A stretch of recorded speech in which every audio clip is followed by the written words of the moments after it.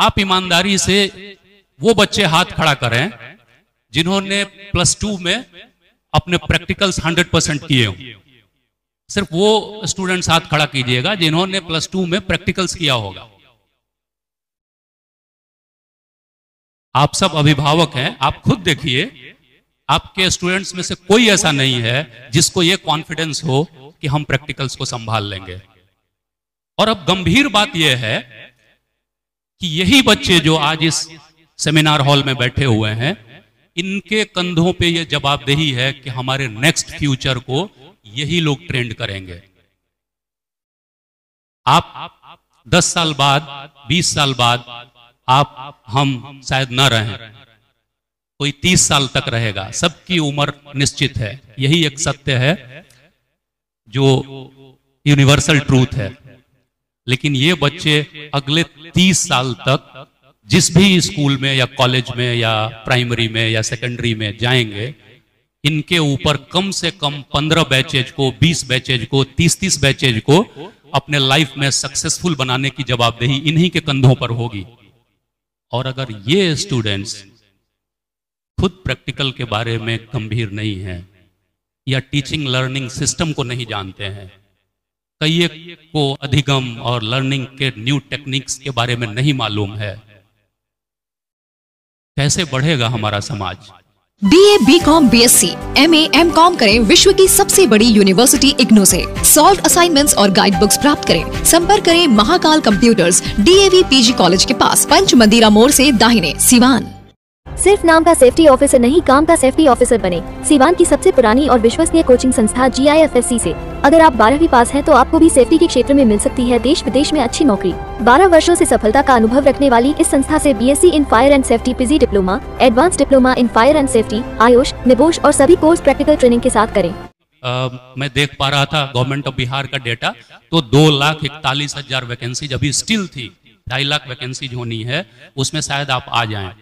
लेकिन मेरा पॉइंट ये है कि से अगर गवर्नमेंट की वो वैकेंसी नहीं आई तो आप क्या करेंगे? फिर वो डिग्री जो आप सिर्फ और सिर्फ कागज का एक टुकड़ा समझ के आप लेके अपने संदूक में रख देंगे, वो आपका कैरियर नहीं बनाएगी। आपका हुनर आपको आगे लेके जाएगा। और आज के टाइम पे आप यकीन मानिए, धीरे धीरे जिस तरह से निजीकरण हो रहा है, प्राइवेटाइजेशन हो रहा है, उसमें बहुत दिनों तक आप डिग्री ओरिएंटेड नहीं रह पाएंगे। आपको नॉलेज लेनी होगी, आपको स्किल डेवलप करना होगा। नॉलेज और स्किल ही आपको आगे बढ़ने के लिए मंच मुहैया करवाएगा।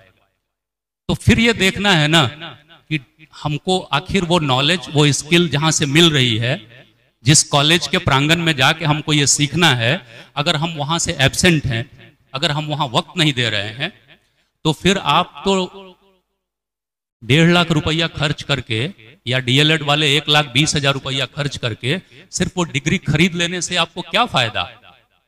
कॉलेज को तो पैसा मिल जाएगा।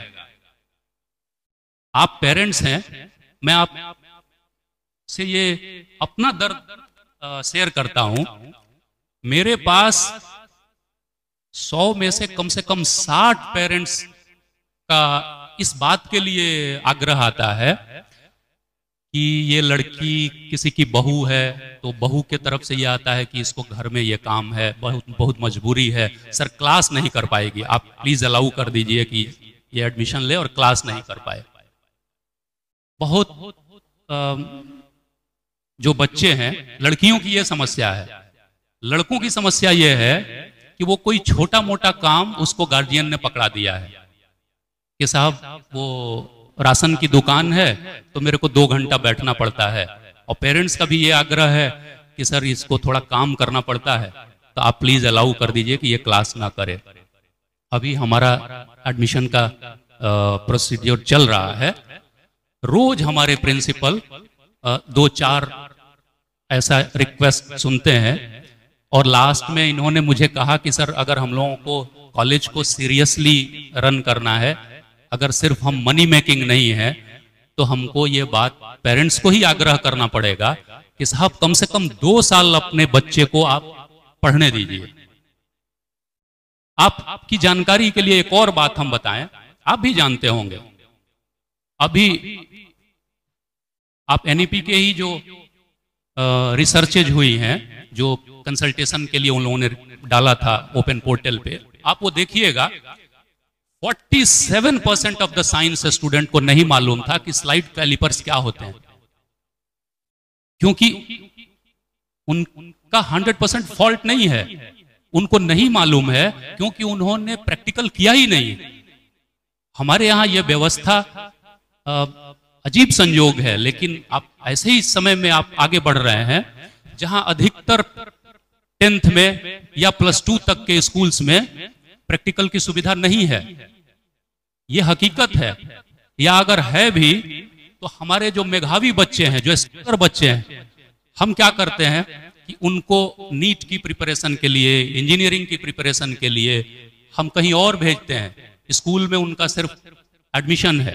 मोस्ट ऑफ द जो टैलेंटेड बच्चे हैं वो या तो कोटा में हैं, पटना में हैं, XYZ जगह पे हैं, और वो सर्टिफिकेट ले रहे हैं स्कूल से। तो वो स्मार्ट हैं, वो बच्चे जानकार हैं, लेकिन उनमें स्किल नहीं है।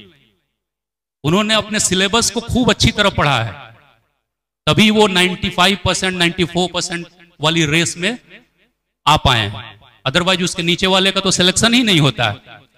लेकिन अनफॉर्चुनेटली उन्होंने प्रैक्टिकल मिस कर दिया। अपने टीचर के साथ एक जो इंटरेक्शन का एक गोल्डन टाइम था उसका, 11th का 12th का, वो उसने मिस कर दिया। अगर हम ईमानदारी से एक सर्वे करना चाहें तो अभी मुझे लगता है कि एटलीस्ट 50 स्टूडेंट्स हमारे पास होंगे। एक बार जो हमारे प्रशिक्षु शिक्षक हैं कैसे डेवलप होंगे हम।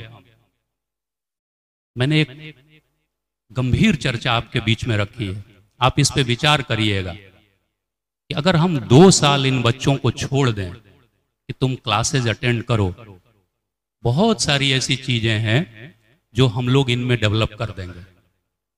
आपकी जानकारी के लिए मैं बताऊं, पिछले लगातार 2-3 वर्षों से स्टूडेंट्स को मालूम है, पेरेंट्स कुछ जो जागरूक होंगे उनको मालूम होगा, कुछ जो उतनी अपनी व्यस्तता के कारण समय नहीं दे पाते होंगे उनको शायद ना मालूम हो। हम लोगों ने नेशनल लेवल के सेमिनार्स यहाँ ऑर्गेनाइज करवाए, जिसमें ऐसे गेस्ट को हम लोगों ने आमंत्रित किया जिनकी ख्याति एजुकेशन में नेशनल लेवल पे है। अभी लास्ट ही ईयर आप में से अगर कुछ लोग आए होंगे तो मालूम होगा, प्रोफेसर अरविंद झा वो नेशनल लेवल पे पॉलिसीज बनाते हैं कि नेक्स्ट लेवल पे हमारा एजुकेशन कैसे चलेगा। वो हमारे अतिथि थे। सेंट्रल यूनिवर्सिटीज से हम लोगों ने एजुकेशन के जो प्रख्यात विद्वान थे उन लोगों को कॉल किया था और एक तरह से ब्लैकमेल करके उनको इनवाइट किया था कि साहब आप बिहार के हैं, अगर आप ही वक्त नहीं देंगे तो बाहर के लोग हमारे यहाँ के बच्चों के डेवलपमेंट के लिए कैसे टाइम देंगे। तो इतनी सारी रिक्वेस्ट पे हम लोग उनको लेके आते हैं, इसलिए कि शायद हमारे यहाँ के जो स्टूडेंट्स हैं इनको बहुत कम मौका मिलेगा कि उतने बड़े फोरम पे उतने बड़े लोगों के साथ इंटरेक्शन और डिस्कशन का उनको एक एक्सपोजर मिल पाए। आप कुछ दिनों पहले हम लोगों ने न्यू टीचिंग टेक्निक्स पे कैसे काम करेंगे हम लोग, इसके लिए एक अच्छे प्रोफेसर को इनवाइट किया कि वो एक वर्कशॉप ऑर्गेनाइज करें। जैसे आज हम बता रहे हैं कि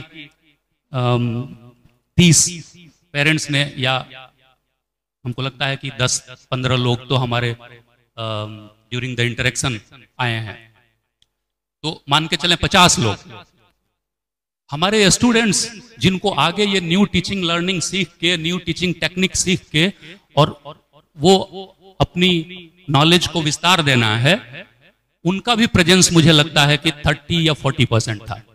इतना ही होगा सर। हम लोग चाहे कितने भी बड़े हो जाएं, ध्यान से सुनिएगा, ये एक कोट में बोलता हूं, कितने भी बड़े हो जाएं, लेकिन पेरेंट्स की बात आज भी मानते हैं।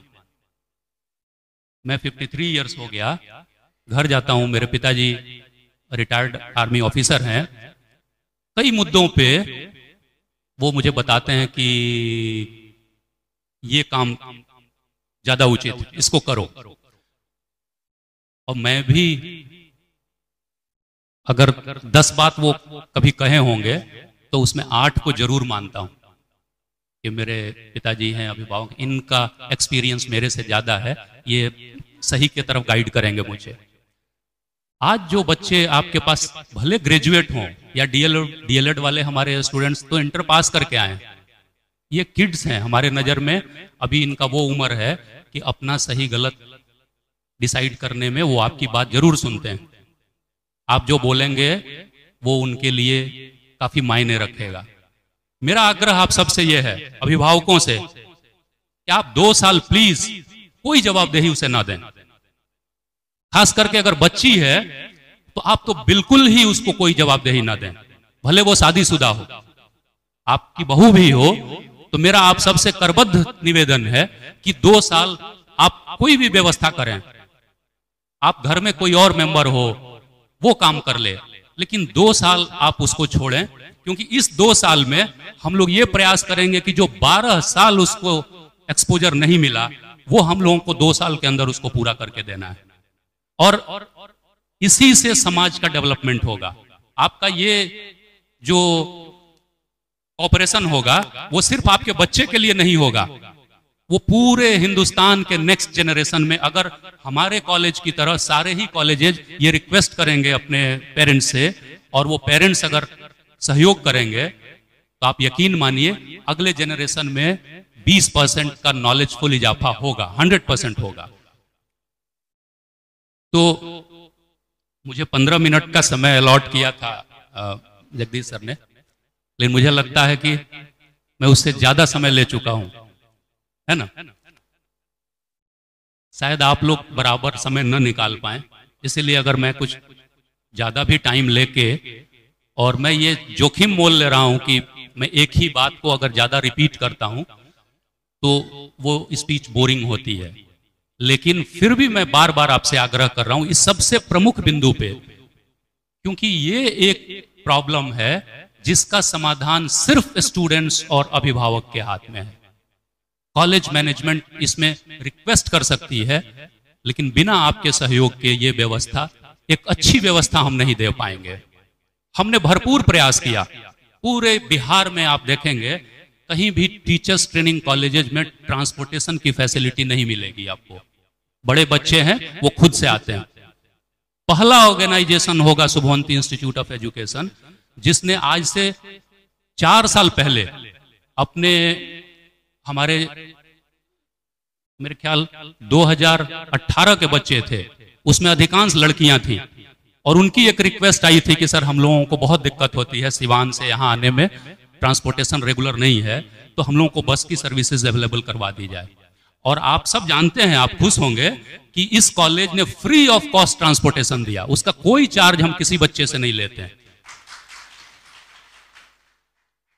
और वो इसलिए है कि हमारे बच्चे, अगर कोई लॉजिकल असुविधा उनको है तो हम उसका समाधान उनको दे पाए।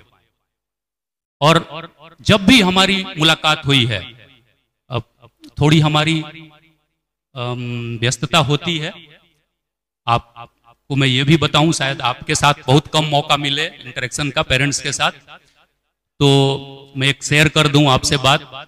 शुभवंती सुदामा राय फाउंडेशन, जो इस शुभवंती इंस्टीट्यूट ऑफ एजुकेशन की पेरेंट बॉडी है, उसके तहत हम लोग इसके अलावा भी, जैसे सिवान में आप ये कैंपस देख रहे हैं, इस कैंपस के अलावा भी बेतिया में भी हम लोगों ने एक बहुत ही अच्छा कैंपस डेवलप किया है।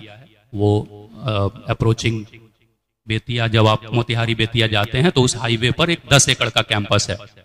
जैसे यहाँ हम लोग बीएड, डीएलएड, नर्सिंग के तमाम कोर्सेज जो आप डिप्लोमा लेवल से शुरू होते हैं, ANM, GNM, BSc, post BSc, अभी तो एमएससी के लिए भी हम लोगों ने डाला है, तो पोस्ट ग्रेजुएशन तक हमारा नर्सिंग का यहाँ प्रोग्राम है।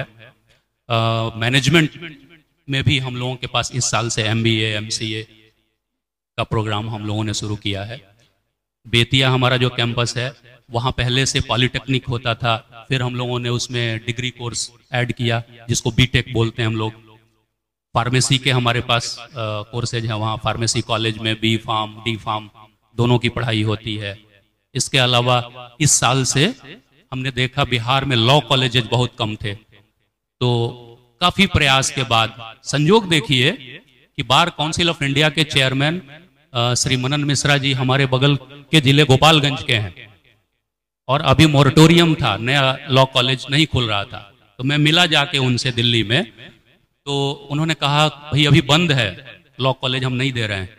तो मैंने उनको कहा कि आप के ही गांव से हम लोग हैं, आप गोपालगंज के हैं, एक सुदूर देहात में हम लोग अपना ये एडुकेशन कैसे डेवलप हो उसके लिए प्रयास कर रहे हैं, और लॉ नहीं है हमारे पूरे, आप गोपालगंज, सिवान, मोतिहारी, बेतिया ये सब देखेंगे तो अभी लॉ कॉलेज नहीं है।